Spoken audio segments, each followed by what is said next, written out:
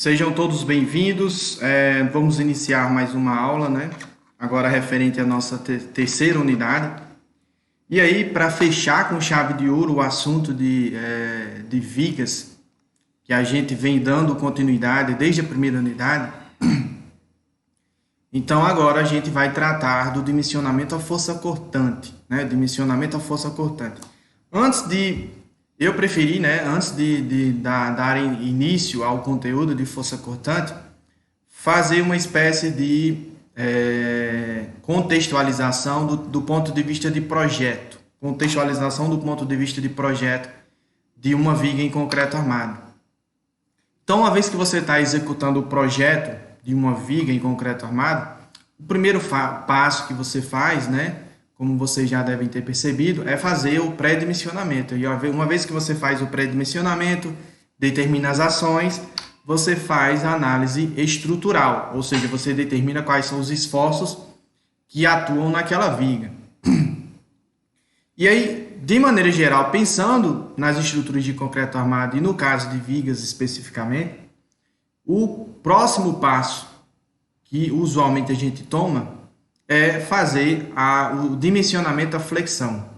Por quê? Porque no caso de vigas em concreto armado, o dimensionamento da flexão é um fator determinante para a seção transversal dos elementos, certo? Então, por ser um fator determinante, quando a gente está fazendo um projeto de uma viga, esse dimensionamento da flexão ele sempre vem à frente, né? Ele sempre puxa o carro, né? Ou seja, o carro-chefe. E aí, na sequência, a gente faz duas verificações, que é a verificação força cortante. No caso aí, ela não é o carro-chefe para a determinação da seção transversal do nosso elemento estrutural, mas ela é muito importante, como a gente vai ver a seguir. E a verificação em estado limite de serviço, né? Verificar as flechas da viga, se for o caso, vibração excessiva, também abertura de fissura e assim por diante. Isso pensando em estruturas de concreto armado, né? Quando a gente vai para estruturas de concreto protendido, por exemplo, a sequência de dimensionamento ela é alterada. Então, no caso de vigas de concreto armado, o dimensionamento da flexão e o estado limite de serviço, eles são fatores determinantes da seção transversal do elemento estrutural. Então, uma vez que você fez o dimensionamento da flexão e uma vez que você fez a verificação do estado limite de serviço, então tenha quase certeza que as dimensões da sua viga, né, dificilmente serão alteradas por causa da verificação à força cortante. E aí, por mais que ela fique meio que de escanteio, ou seja, ela não seja um fator determinante para a determinação das dimensões, da geometria do seu elemento estrutural, ela é um fator determinante porque ela vai conferir ali uma resistência com relação ao mecanismo de ruptura que é frágil. Então, a ruptura de vigas por força cortante, ela é uma ruína frágil, uma ruína violenta. Se vocês pudessem escolher, né? Se a gente pode escolher entre uma viga romper a flexão e uma viga romper a força cortante, com toda certeza vocês vão preferir que ela rompa por flexão. Por quê? No dimensionamento da flexão, que a gente viu lá na primeira unidade, a gente tem lá os domínios de deformação 2 e 3, em que a armadura escoa, a viga apresenta grandes deformações, e aí, consequentemente, a gente tem um aviso. Já na ruína por força cortante, esse aviso não é tão grande assim, né? A gente tem ali uma ruína frágil, né? Sem aviso. E se porventura vocês vierem a fazer uma vistoria em uma obra que esteja passando por problemas de força cortante, né? Ou seja, vigas de concreto armado com fissurações diagonais aproximadamente a 45 graus, então é um tipo de situação delicada porque você tem que estudar a fundo o que realmente está acontecendo naquela viga e tomar as providências necessárias para que, de repente, você tenha que evacuar a edificação, pensando que a ruína daquele elemento ela é frágil, né? Ruína é frágil, de repente aquele elemento já está na iminência de sofrer ruína, né? Já está na iminência.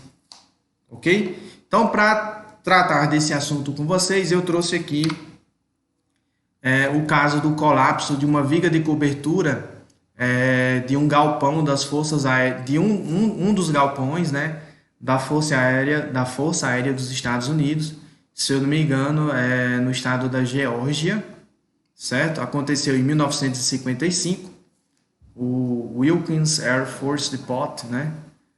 Então era um galpão de uso militar. Felizmente, a ruína dessa viga da cobertura, ela não provocou nenhuma morte, ela não ceifou a vida de nenhum dos usuários daquele galpão, mas foi uma ruína importante para que as normas, a partir desse instante, tivessem alterações, né? Alterações significativas com relação ao dimensionamento à força cortante. Então, como o Feld coloca aí, Feld 1964, ele coloca o seguinte, que embora não fosse requisitado por norma, né? Não fosse requisitado por norma naquela época, 1955, muitos projetistas naquela época utilizavam no mínimo 2 barras contínuas no topo da viga, né? 2 barras contínuas no topo da viga e estribos espaçados a um espaçamento máximo de 30 centímetros, né? 12 polegadas, segundo ele. Isso pensando em vigas de seção retangular, vigas contínuas. E aí, o ponto-chave aqui que o Feld quis trazer é o seguinte, é o espaçamento entre estribos, né? O espaçamento excessivo entre estribos. Ou seja, não havia uma recomendação incisiva da norma tratando do espaçamento máximo de estribos. Não tinha. Desculpem. E aí, o que é que acontecia? Nesse caso aqui da ruína da viga da cobertura desse galpão, ocorreu uma fissura horizontal junto à emenda das armaduras, né? Junto às emendas das armaduras horizontal. E aí essa fissura, ela correu a 45 graus na alma da viga. 45 graus aqui, ó. 45 graus. E aí, como esses estribos estavam espaçados a uma distância muito grande, a probabilidade de que eles viessem a costurar efetivamente uma determinada fissura era baixa. Então, quando a gente coloca estribos com espaçamento muito grande, né, estribos em uma viga com espaçamento muito grande, o que é que acontece? Você vai ter ali fissuras diagonais por causa da força cortante. Lembrem lá da treliça de Misch. E aí, se não existem estribos para costurar essa fissura, essa ruína ocorre de maneira frágil, já que o concreto tem um comportamento frágil à tração. Então, nessa época não tinha. Achava-se que se você, mesmo em uma situação em que a força cortante solicitante fosse baixa, se você atendesse a quantidade mínima de estribos sem se preocupar com o espaçamento, então significava que você tinha, de certa forma, uma segurança associada àquele seu projeto. Isso não era verdade. Então, a partir do colapso desse caso do galpão das Forças Aéreas dos Estados Unidos, nós passamos a ter alterações significativas nas normas, não só dos Estados Unidos, mas também em outras normas, que começaram a tratar de maneira mais apropriada a questão do espaçamento máximo entre estribos. E embora não pareça, até hoje, o comportamento à força cortante de vigas de concreto armado, ele ainda é tema de muita pesquisa, porque ainda existem muitas variáveis que não são completamente compreendidas, né? Não são completamente compreendidas.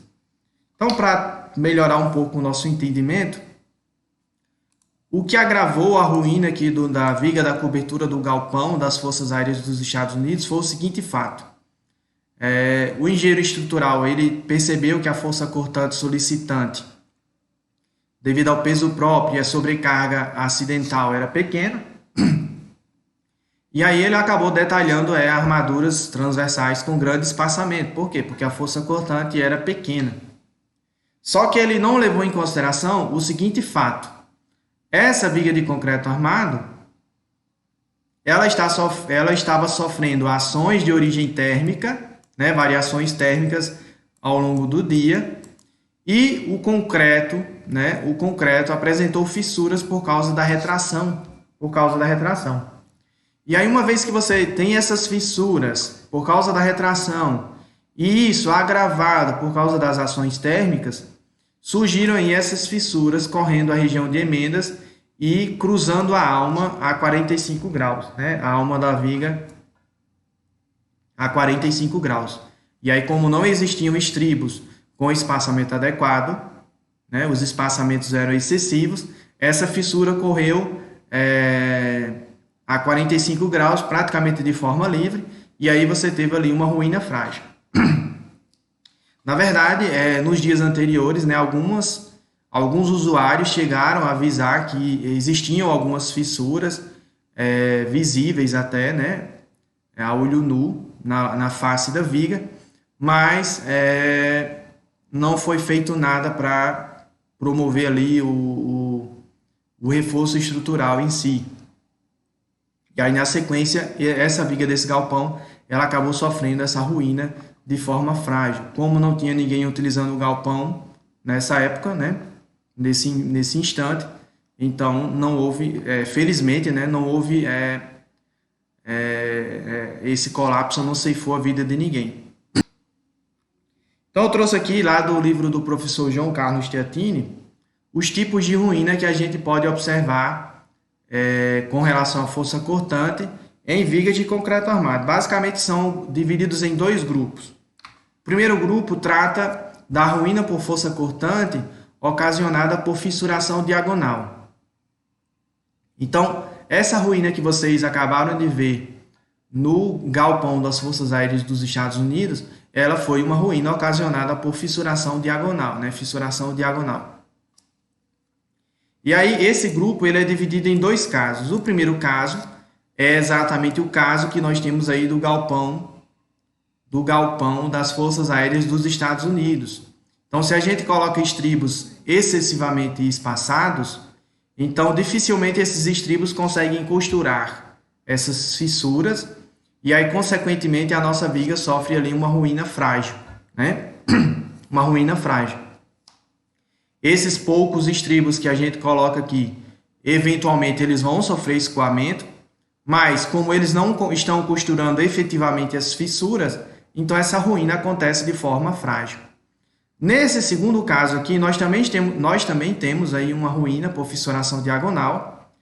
Nós temos um espaçamento adequado entre estribos, só que a quantidade de estribos que a gente determinou não foi suficiente para resistir à força cortante solicitante numa determinada seção. E aí o que é que acontece? No estado limite último, esses estribos vão escoar, né? Vão atingir a sua capacidade máxima e a ruína acontece por fissuração diagonal. Essas fissuras, os estribos costuram essas fissuras e aí a partir do instante em que essas fissuras diagonais surgem, elas vão se abrindo. Quanto mais elas se abrem, mais as forças nos estribos vão aumentando, porque eles vão aumentando a sua deformação, né? Então, quanto maior a abertura de fissura, maior a deformação do estribo, e aí, consequentemente, maior a força nele, até que esses estribos sofram escoamento, né? Então, é uma ruptura, de certo modo, dúctil, né? Só que nesse caso acontece a ruína porque a quantidade de estribos não foi suficiente, né? A área de aço que você colocou para os estribos foi insuficiente. O outro grupo de tipos de ruína por força cortante que o João Carlos Teatini coloca são as ruínas provocadas por esmagamento do concreto. No primeiro caso, nós temos aqui a ruína do banzo comprimido da nossa viga, e aí esse aqui é um tipo de ruína comandado pela interação entre flexão e força cortante.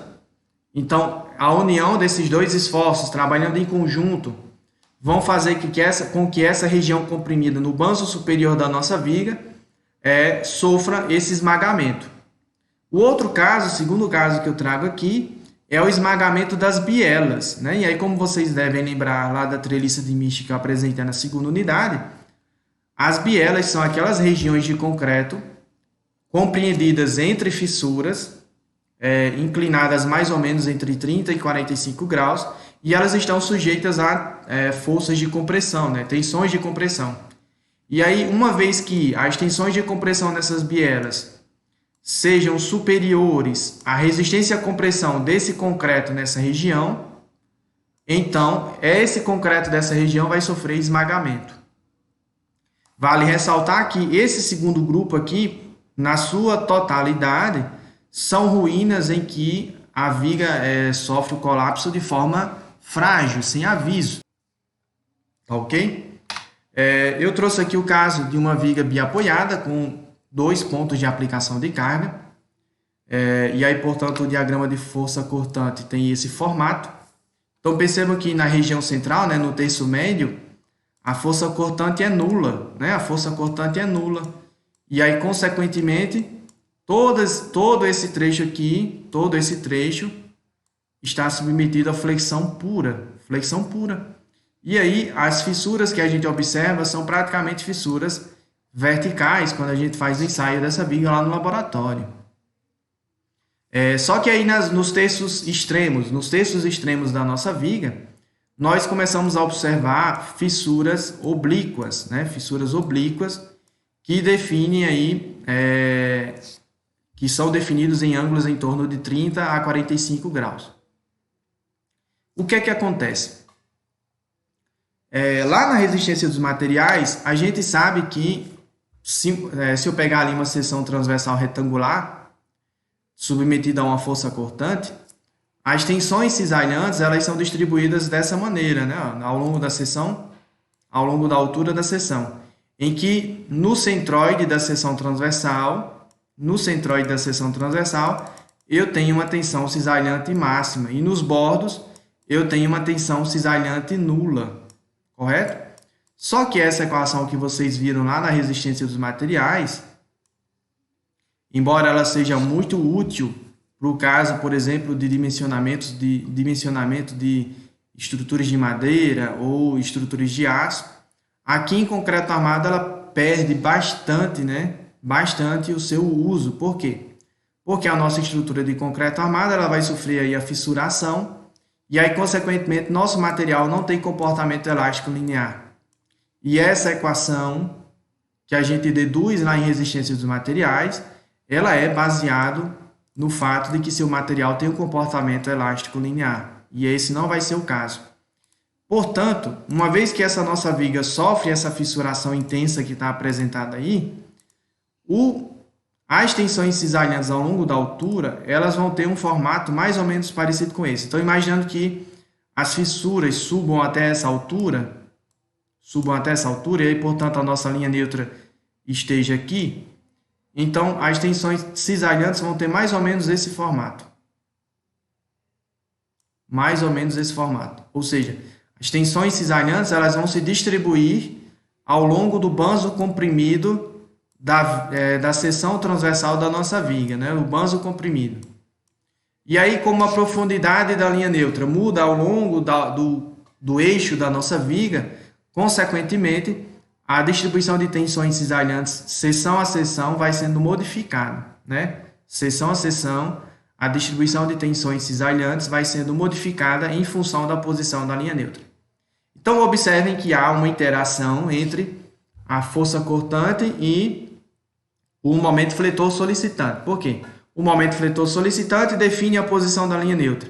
E, por sua vez, é nessa região em que o concreto está comprimido que eu vou ter a distribuição de tensões cisalhantes na seção transversal. Além disso, eu vou ter outros mecanismos que levam em consideração as forças oblíquas, né, que passam nas bielas comprimidas de concreto. E aí, consequentemente, esse estudo que a gente viu lá na resistência dos materiais 2, ele acaba não ficando bem aplicado, né? Ele acaba não ficando aplicado para o estudo de estruturas de concreto armado. Tá bom? Então, se eu fizer agora a análise das tensões principais, vocês viram lá na resistência que as tensões principais elas são regidas por duas equações, né? Então, vamos ver aqui, ó, nessa nossa viga biapoiada que eu tratei no slide anterior, eu tenho aqui a posição da linha neutra e eu vou pegar um elemento infinitesimal na altura da linha neutra da nossa peça, na altura da linha neutra. Por causa do estado de carregamento que eu tenho aqui uma reação para cima nesse apoio, e aí, consequentemente, nessa face aqui, como ela tá, esse cubinho está posicionado na linha neutra da nossa viga, então eu sei que as tensões normais, horizontais, né, por causa da flexão, nesse ponto elas são nulas. E as tensões verticais, nesse ponto aqui, também são nulas, né?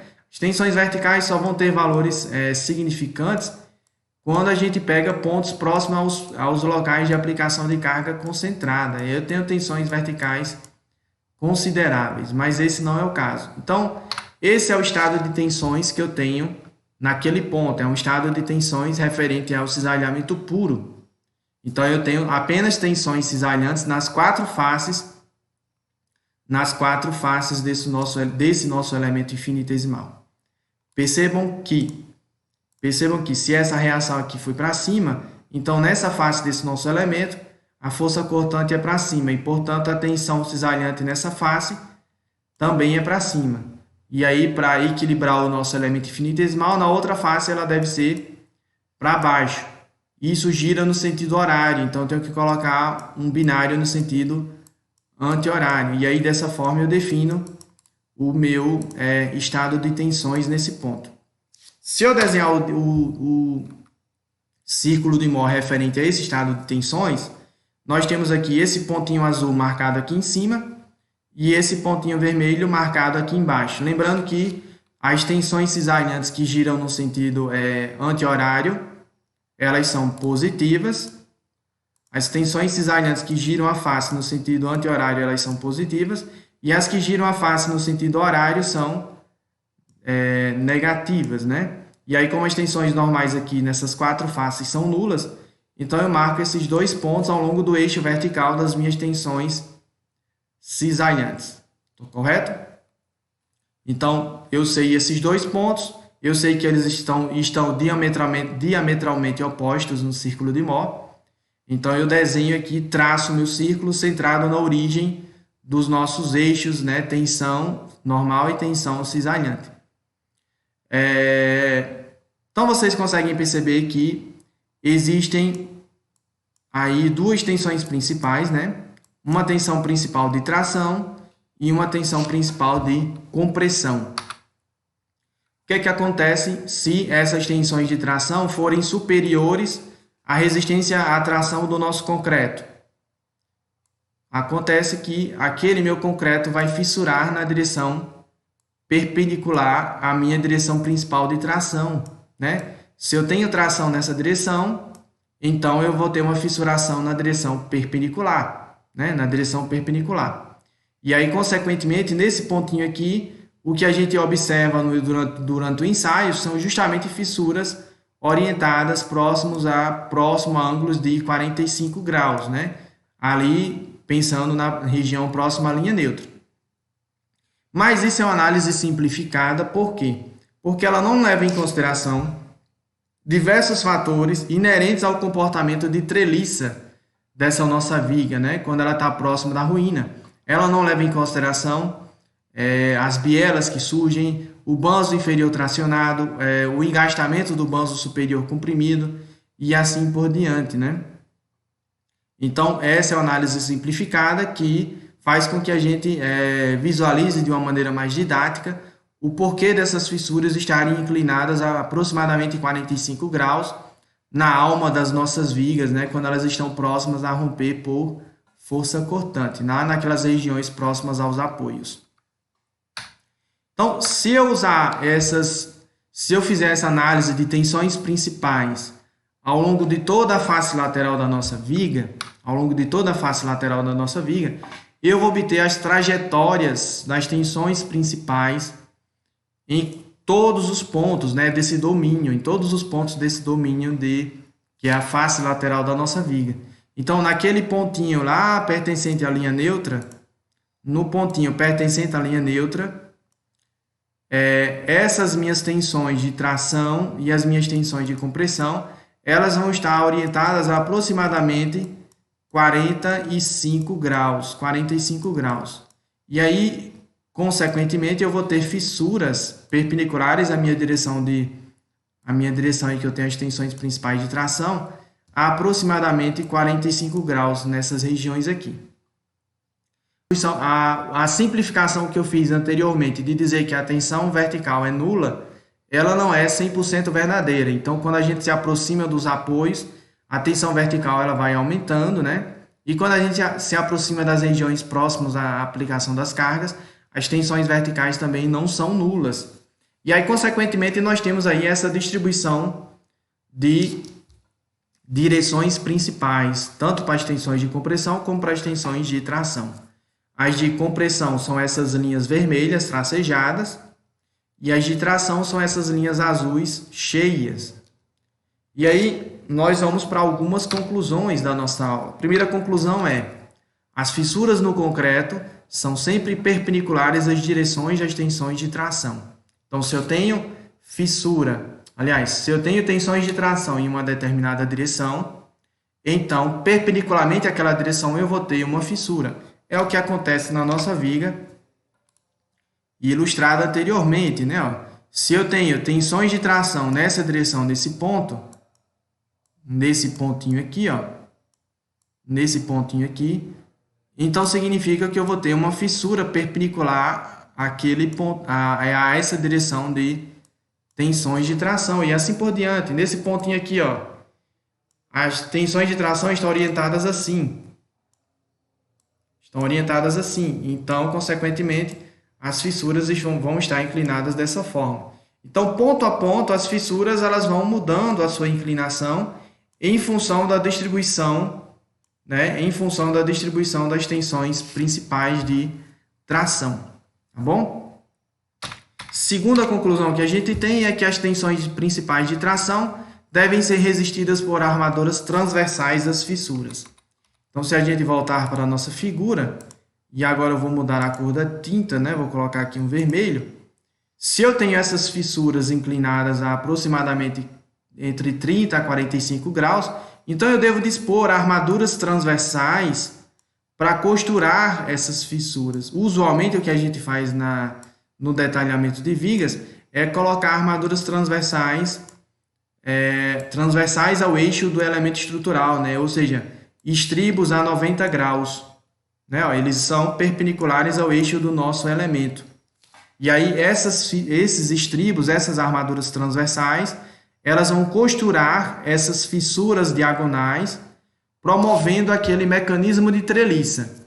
Só que aí, junto com tudo isso, né, junto com essas armaduras transversais, junto com o banzo superior comprimido, junto com o banzo inferior tracionado, então nós temos aqui em cima o banzo superior comprimido, embaixo o banzo inferior tracionado, nós vamos ter entre as fissuras as nossas bielas de concreto, né? Entre fissuras nós temos regiões de concreto íntegras que vão funcionar como bielas, né, de compressão.